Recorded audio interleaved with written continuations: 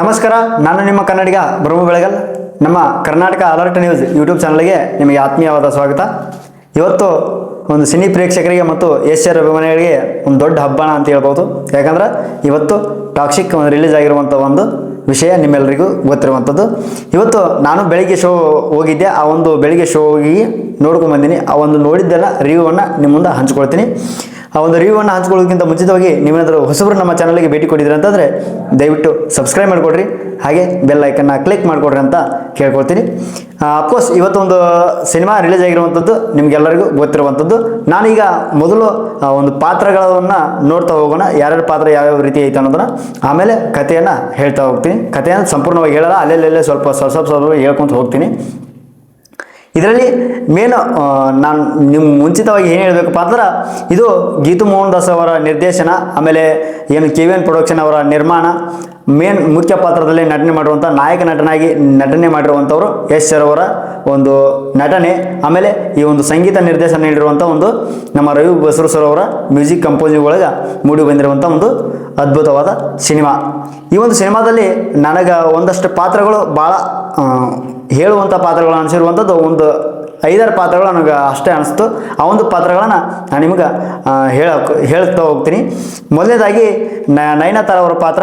ಅವರ ಒಂದು ಪಾತ್ರ ಸಿಸ್ಟರ್ ಕ್ಯಾರೆಕ್ಟರ್ ಇತ್ತು. ನಾ ಈ ಮುಂಚೆನೂ ಹೇಳಿದ್ದೆ ಸಿಸ್ಟರ್ ಕ್ಯಾರೆಕ್ಟರ್ ಇರ್ಬೋದೇನೋ, ಯಾಕಂದ್ರೆ ಅವ್ರು ಹೇಳಿರುವಂಥ ಒಂದು ಡೈಲಾಗ್ಗಳು ಟ್ರೈಲರ್ ಒಳಗನ ಮೋಸ್ಟ್ಲಿ ಅದೇ ಇರ್ಬೋದು ಅಂತ ಅಂದ್ಕೊಂಡಿದ್ವಿ. ಕಡೆಗೂ ಆ ಒಂದು ಆ ಒಂದು ಸಿನಿಮಾದಲ್ಲಿ ಸಿಸ್ಟರ್ ಕ್ಯಾರೆಕ್ಟರ್, ಅಕ್ಕನ ಕ್ಯಾರೆಕ್ಟರ್ನ ಯಶ್ ಅಂದರೆ ರಾಯ್ ಅವರಿಗೆ ಒಂದು ಅಕ್ಕನ ಕ್ಯಾರೆಕ್ಟರ್ನ ಮಾಡಿರುವಂಥವ್ರು ನಯನತಾರ ಅವರ ಪಾತ್ರ.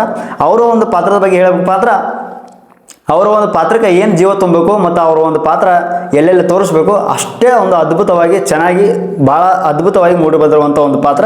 ಅಷ್ಟು ಚೆನ್ನಾಗಿ ಮಾಡಿದ್ದಾರೆ. ಆ ಒಂದು ಪಾತ್ರಕ್ಕೆ ಏನು ಜೀವ ತುಂಬಬೇಕು ಅವರು ಆ ಒಂದು ಪಾತ್ರಕ್ಕೆ ಜೀವ ತುಂಬಿ ಅದ್ಭುತವಾಗಿ ನಟನೆ ಮಾಡಿ ಒಂದು ಪಾತ್ರವನ್ನು ಎಲ್ಲೆಲ್ಲಿ ತೋರಿಸ್ಬೇಕು ಅಲ್ಲೆಲ್ಲಿ ತೋರಿಸಿದ್ದಾರೆ ಅಂತ ಹೇಳ್ಬೋದು. ಅವರ ಒಂದು ಪಾತ್ರದ ಬಗ್ಗೆ ಎರಡು ಮಾತೇ ಇಲ್ಲ.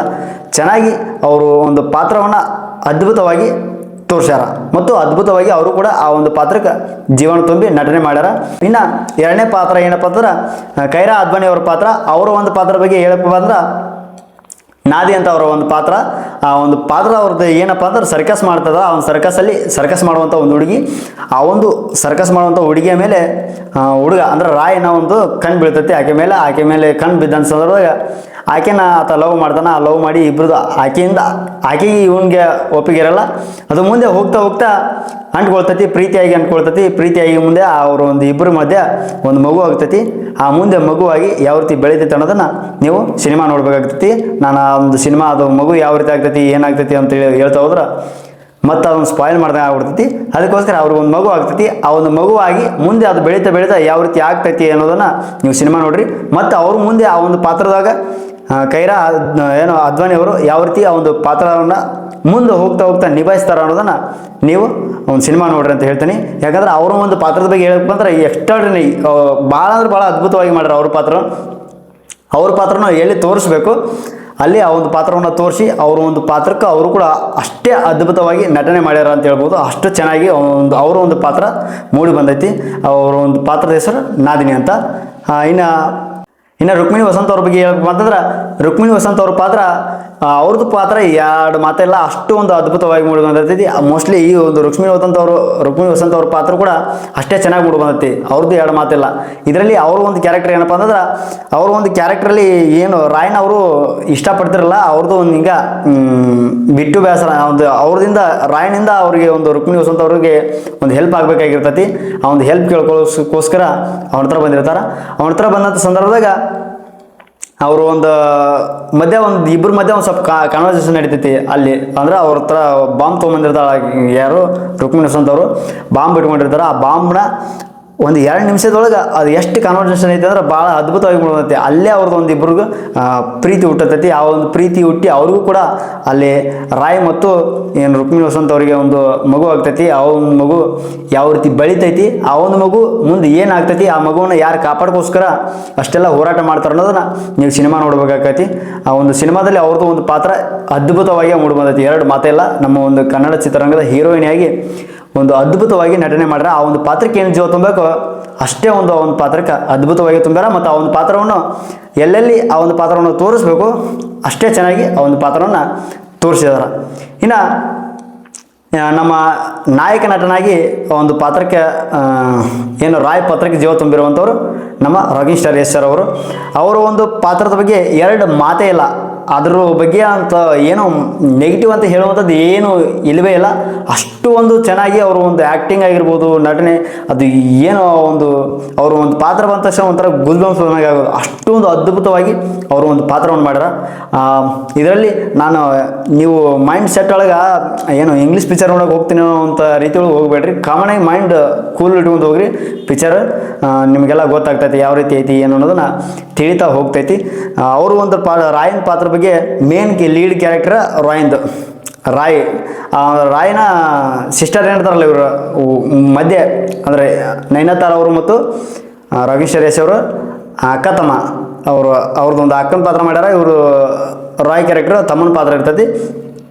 ಆ ಒಂದು ರಾಯ್ ಹೆಣ್ಣಿನಿಂದ ಬಿದ್ದು ಒಂದು ಇಡೀ ತನ್ನ ಜೀವನವನ್ನು ಒಂದು ಏನೋ ಗೊಂದಲದಾಗ ಇಟ್ಕೊಂಡ್ಬಿಡ್ತಾನೆ. ಆ ಒಂದು ಗೊಂದಲದ ಯಾವ ರೀತಿ ಪರಿಹಾರ ಆಗಿ ಹೊರಗೆ ಬರ್ತಾನೆ ಅನ್ನೋದನ್ನು ನೀವು ಸಿನಿಮಾ ನೋಡ್ರಿ ಗೊತ್ತಾಗ್ತೈತಿ. ಭಾಳ ಅಂದ್ರೆ ಭಾಳ ಚೆನ್ನಾಗಿ ಮೂಡುವಂಥ ಅವ್ರ ಪಾತ್ರ ಕೂಡ ಎರಡು ಮಾತೇ ಇಲ್ಲ. ಅಷ್ಟು ಒಂದು ಅದ್ಭುತವಾಗಿ ಆ ಒಂದು ಪಾತ್ರ ಮೂಡಿ ಬಂದೈತಿ. ಇನ್ನು ಈ ಒಂದು ಸಿನಿಮಾದಲ್ಲಿ ಯಶ್ ಅವರು ಎರಡು ಪಾತ್ರ ಮಾಡ್ಯಾರ. ಎರಡು ಪಾತ್ರ, ಒಂದು ರಾಯನ್ ಕ್ಯಾರೆಕ್ಟರ್ ಮತ್ತು ಇನ್ನೊಂದು ಟಿಕೆಟನ್ ಕ್ಯಾರೆಕ್ಟರ್. ಇದರಲ್ಲಿ ರಾಯ್ಕ್ಕಿಂತ ಟಿಕೆಟನ್ ಕ್ಯಾರೆಕ್ಟರ್ ಭಾಳ ಅದ್ಭುತವಾಗಿ ಅನ್ನಿಸ್ತು. ಇಬ್ಬರದ್ದು ಕ್ಯಾರೆಕ್ಟರ್ ಚೆನ್ನಾಗೈತೆ. ನನಗೆ ನೆಗೆಟಿವ್ ಆಮೇಲೆ ಹೇಳ್ತಾ ಹೋಗ್ತೀನಿ. ಒಂದು ಸ್ವಲ್ಪ ಅಂದರೆ ಅದರಲ್ಲಿ ಇದ್ದದ್ದನ್ನು ನೇರವಾಗಿ ಹೇಳ್ತೀನಿ. ಇದರಲ್ಲಿ ಎರಡು ಪಾತ್ರ ಕ್ಯಾರೆಕ್ಟರ್ ಮಾಡ್ಯಾರ ಯಶ್ ಅವರು, ಒಂದು ರಾಯನ್ ಪಾತ್ರ ಮತ್ತು ಇನ್ನೊಂದು ಟಿಕೆಟನ್ ಪಾತ್ರ. ಇದರಲ್ಲಿ ರಾಯನ್ ಕ್ಯಾರೆಕ್ಟರ್ ಎರಡು ಮಾತಾಯಿಲ್ಲ, ಎಕ್ಸ್ಟ್ರಾರ್ಡಿನರಿ, ಭಾಳ ಅದ್ಭುತವಾಗಿ ಆ ಒಂದು ಪಾತ್ರಕ್ಕೆ ಏನು ಜೀವ ತುಂಬಿ ಆ ಒಂದು ಪಾತ್ರವನ್ನು ತೋರಿಸ್ಯಾರ. ಅಷ್ಟೇ ಅದ್ಭುತವಾಗಿ ಬಂದೈತಿ, ಚೆನ್ನಾಗಿ ಬಂದೈತಿ. ಇನ್ನು ಟಿಕೆಟಿನ ಪಾತ್ರ, ಟಿಕೆಟ ಹುಟ್ಕೊಂಡಿದ್ದು ಯಾರಿಗೆ ಅದನ್ನು ಸಿನಿಮಾ ನೋಡ್ರಿ ಅನ್ನೋದಕ್ಕಿಂತ ಹೇಳ್ಬಿಡ್ತೀನಿ, ನಾನು ಜಾಸ್ತಿ ಸ್ಪಾಯ್ಲ್ ಮಾಡೋಂಗಿಲ್ಲ. ಈ ಒಂದು ಟಿಕೆಟ್ ಹುಟ್ಕೊಂಡಿರೋದು ಯಾರು ಅಂತಂದ್ರೆ ನಾದಿಗೆ, ಅಂದರೆ ಏನು ಸರ್ಕಸ್ ಇದು ಬಂದಿರ್ತಲ್ಲ, ಸರ್ಕಸ್ ಮಾಡ್ತಿರ್ತಲ್ಲ, ಆ ಹುಡುಗಿ ಮೇಲೆ ಲವ್ ಆಗಿರ್ತದಲ್ಲ ರಾಯ್ಗೆ. ಆ ಒಂದು ಹುಡುಗಿ ಏನು ಕೈರಾ ಅದ್ವಾನಿಯವರಿಗೆ ಹುಟ್ಟಿರುವಂಥ ಒಂದು ಟಿಕೆಟ್, ನಾದಿಗೆ ಹುಟ್ಟಿರುವಂಥ ಒಂದು ಟಿಕೆಟ್ ಪಾತ್ರ. ಅವರು ಒಂದು ಟಿಕೆಟ್ ಪಾತ್ರ ಅಷ್ಟೇ ಅದ್ಭುತವಾಗಿ ಐತೆ. ಆ ಟಿಕೆಟಿನ ಪಾತ್ರ ಎರಡು ಮಾತಿಲ್ಲ, ಅಷ್ಟು ಒಂದು ಆತನಿಗೆ ಎಷ್ಟ ಕಷ್ಟ ಇದ್ದರೂ ಕೂಡ ಬರೀ ನಗ್ತಾನಾತ, ಎಲ್ಲಿಯೋ ಅಳು ಅನ್ನೋದು ಆತಂತ ತೋರಿಸಿಲ್ಲ. ಆ ಒಂದು ಪಾತ್ರ ನನಗೆ ಭಾಳ ಇಷ್ಟ ಅನ್ನಿಸ್ತು. ಟಿಕೆಟಿನ ಪಾತ್ರ ಅದ್ಭುತವಾಗಿ ಆ ಒಂದು ಯಂಗ್ ಬಾಯ್ ಥರ ಕಾಣ್ತಾರೆ ಯಶ್ ಅವರು. ಒಂಥರ ಏನು ಹಳೆ ಗೂಗ್ಲಿ ಹೀರೋ ಇದ್ದಾರಲ್ಲ ಆ ಟೈಪ್ ನನಗೆ ಭಾಳ ಇಷ್ಟ ಆಗಿ ಕಾಣಿಸ್ತಾರೆ. ಚೆನ್ನಾಗಿ ಮಾಡ್ಯಾರ ಆ ಒಂದು ಪಾತ್ರ. ಒಂಥರ ರಾಕ್ಷಸನ ಪಾತ್ರ, ಅದು ಭಾಳ ಅದ್ಭುತವಾಗಿರುವಂಥ ಪಾತ್ರ. ಅದನ್ನು ಹೊಡೆದು ಜಡ್ಜ್ ಆಗಿಬಿಟ್ರೆ ಅಂತ ಹೇಳಿದ್ರು ತಪ್ಪಾಗಿಲ್ಲ. ಅಷ್ಟೊಂದು ಅದ್ಭುತವಾಗಿ ಆ ಒಂದು ಪಾತ್ರ ಮೂಡಿ ಬಂದಿರುವಂಥದ್ದು. ಇನ್ನು ಈ ಒಂದು ಸಿನಿಮಾದ ಒಂದು ಏನು ನೆಗೆಟಿವ್ ಹೇಳೋದಪ್ಪ ಅಂತಂದ್ರೆ, ಈ ಒಂದು ಸಿನಿಮಾ ಕತೆಗೆ ಇನ್ನೊಂದು ಸ್ವಲ್ಪ ಏನಾರು ಬೇಕಾಗಿತ್ತು ಅಂತ ಅನ್ನಿಸ್ತು ನನಗೆ. ಅವನ ಕತೆಯೊಳಗೆ ಸ್ವಲ್ಪ ಅಷ್ಟು ಅಂಥ ಪರಿ ಹಿಡಿದಿಟ್ಟುಕೊಳ್ಳುವಂಥದ್ದು ಏನೂ ಅನಿಸಲಿಲ್ಲ.